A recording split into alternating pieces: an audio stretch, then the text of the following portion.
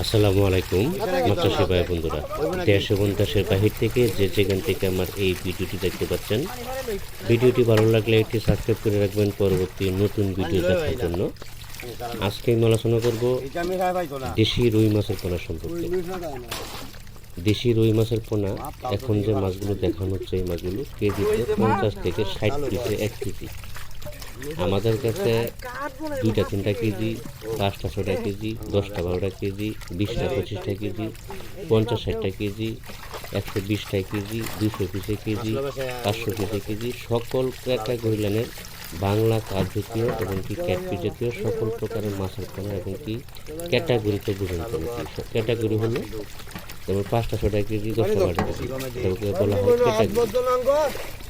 আমাদের কাছে সকল ক্যাটাগরি লাইনের মাছের পোনা, সকল প্রকারের মাছের পোনা সুলভ মূল্যে পাওয়া যাচ্ছে। এবং কি মাছের পোনা সংগ্রহ করার সময় একটা জিনিস খেয়াল করতে হবে যে ক্রসটা শুধু কালী বাসের ক্ষেত্রে হয়।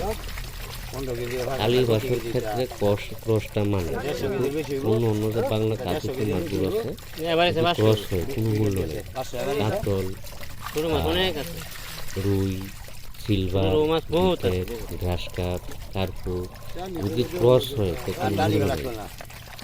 শুধু কালী বাসের ক্ষেত্রে ক্রসটা মূল্য আছে। কালী বাসের বাজারে চলে, ঠিক আছে। তাছাড়া সব জিনিসের মধ্যে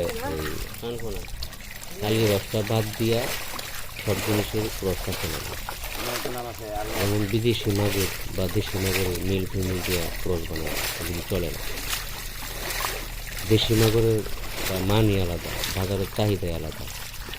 এই জন্য বলছি যে মাছের পোনা সংগ্রহ করার সময় ক্রস বা অরিজিনাল দেখে শুনে। আল্লাহ হাফেজ।